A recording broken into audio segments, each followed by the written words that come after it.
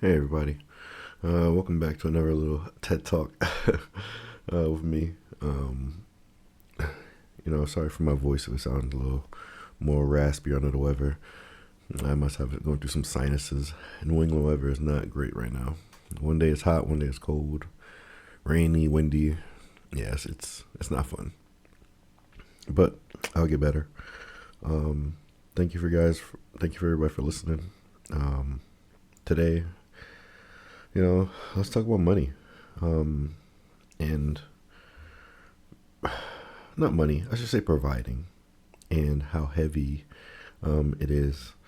And quite frankly, I'm tired. You know, um, Providing to me isn't just the money side. Because, you know, money, you could throw money at a problem and it eventually goes away with enough money. The providing I'm talking about is not only financial, but emotional, available. Um, it's the emotional tolls that you pretty much have to take to make sure everybody else is good around you, you know? And, so, when things are great, when things are good, it's not that bad. Money's tight, money's crazy. Um, but providing for me is not just financial, it's emotional. You need, if if that's all money could do to solve it all, then we'd be all a little bit more money hungry than we are today. There's a lot in more relationships, as some people might know. You need to be emotionally there, emotionally intelligent, emotionally observant of your partner and your baby, and always reading the room. It's a lot to provide and lead. You know, so that's what providing is for me. Oh, I said emotionally, monetary, money wise, and also spiritual. Spiritually, also, you know. Um, and with all that, you know, over a man's head comes a lot of pressure. You know, because you can do great two out of three of those aspects, maybe struggle in one, and depending on that one, your partner might look at you like this, or that can just crumble the relationship, crumble the trust, and now, you know, and now you have doubt, and now you're struggling because now this is a real struggle for you. I'm not saying like you're half, you're half assing it, but you're trying, but it's just not working out. Um, so there's just a lot of pressure when it comes to being a provider and really understanding what that comes with. It's different when it's just you and your wife, because sometimes it's two incomes most of the time. At least today's age, it's two incomes. Yeah, maybe you got a house. You don't got a house yet. Maybe you got an apartment, condo. Maybe you just got an apartment house. It's two incomes. It's gonna be tough, but it's okay. Um, but when the baby gets involved and the wife has to step away, the wife has to step away from working. It gets tough.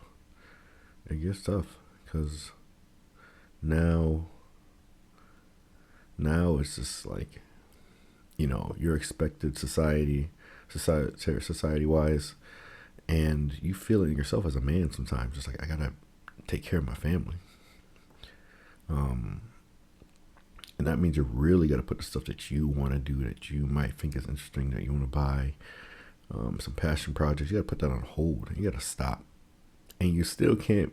So now, and of course, the wife is the sacrificing too. She can't work, or she's working part time now, um, remotely or whatever, and so she's sacrificing, but now most of the financial toll is on you. So you really got to show up and show out your job. And in today's marketing industry, especially last year, there's a lot of layoffs, and I feel bad for all the families. I'm on social media, I see it. It's a lot of pressure, um, just on the financial aspect. But now you got to be there for your wife emotionally, and for the baby, because your wife's going through the whole ordeal for baby, and money's crazy, and there's always credit card debt. There's always trips you still want to take with your wife. There's always still, the baby needs stuff, of course, and so your wife, however your wife and you divide and conquer, it's still taxing. It's tough, and that's just a lot of pressure. And you still gotta show up emotionally, and you can't be snarky. You can't be have no attitude. You gotta do it with a smile on your face, or you should want to put a smile on your face. So, it's just a lot of pressure just to like I said, to be there every day, just to do that in and out, and be positive, and be energetic, and pick up your wife's energy when she's with the baby all day. And your baby's looking at you like she just wants to play. Like, your baby doesn't care who has her between you and her. We gotta play. Like, playtime starts when you walk through the door. At least it is for me right now, with my 1-year-old. So it's a lot. It's a lot of pressure for the guy. And it affects your mood. It's we still guys. Guys, we might be masculine and silent and quiet, but we have feelings. We get mad. We get moody. That's how it affects my mood. I get moody. I get mad. I have bad days. I have days I just want to be quiet. Just want to just think and just ponder, just relax, just quiet my mind out. But I don't do that at the sacrifice of the family. My time driving home, to my driving to work, those are my quiet times to really think and to really just speak how I feel in my head, and just really just check in with myself. Because with the financial, making it day by day, because I lost my job early last year, and I was doing good, making 6 figures. I was comfortably affording the house, great, cool, and then layoffs happened, and I'm not the one who been affected. But my baby was only 2 months old at the time, maybe almost 2 months old, and I thought I was doing great. I got awards at my job. I was doing amazing, really good career projections for me, and where I was going, intending to go. And nope, it just did not work out like that, and I was devastated because, again, at the time my marriage wasn't still doing the greatest. So that's rocky.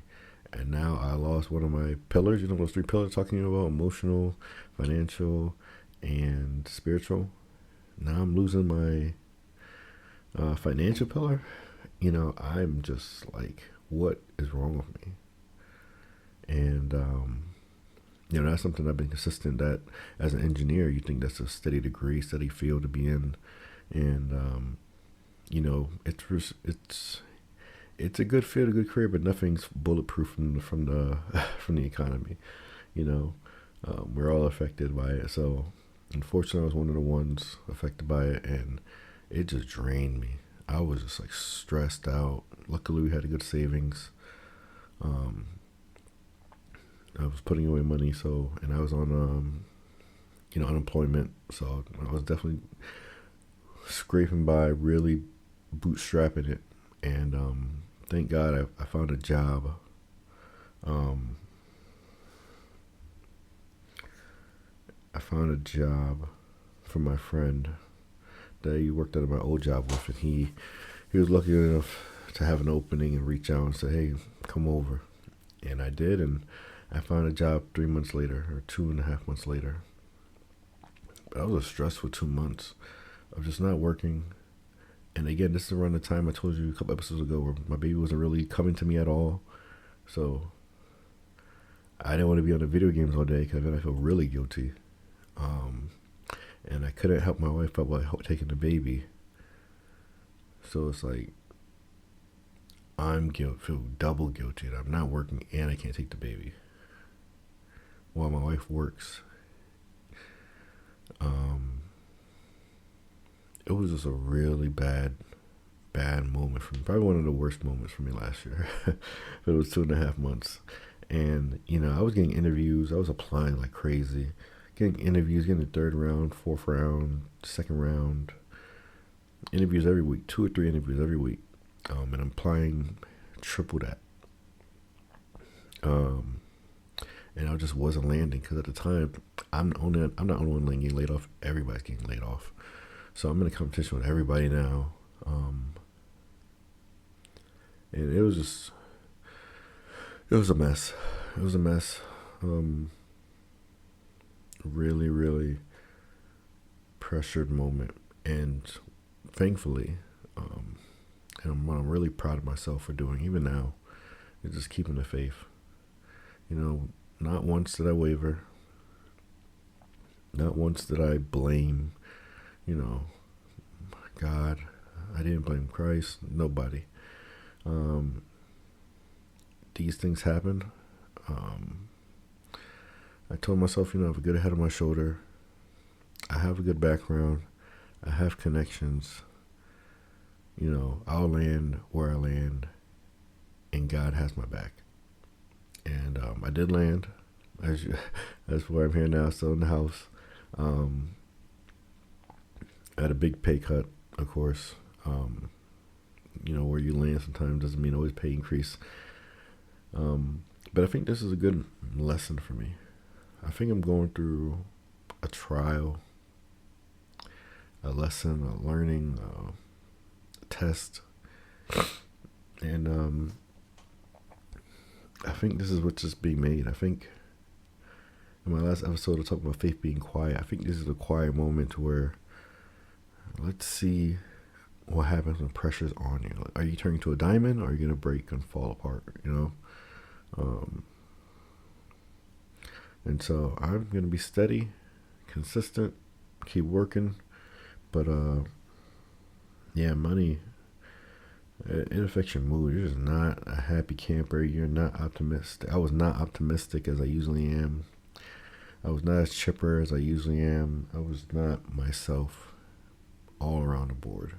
And I couldn't escape to the house with the baby. And I couldn't go outside because I don't have money to spend. So my mood was in the dumps. And prayer, faith, really, really carried me over those humps. And helped me land where I land. And, I'm taking this year just to really reflect and learn and take next steps, because I'm still going to go back on my path. I'm still going nowhere but up. This is not my ceiling. And just taking on the chin, that's all I can do. You can feel crappy, you can feel bad, but you got to pick it up. You can't stay there. You can't stay down in the dumps. You got to be positive, you got to be optimistic, and you got to try. And trust me, I wanted to rest. I wanted just to lay down, close my eyes, and just block out all this negativity around me. But you can't, I can't quit. I want to lay down. I just want, to come home to a family that's happy to see me, that welcomes me with love, that smiles when they see me, and that respects me. That's what I want. But I can't quit. I can't rest and just give up. Gotta move forward. So, money's stressful. Life is stressful. But we gotta keep our head down and keep moving, right? Well, I've been rambling long enough. But if this hits you, remember, you're not alone.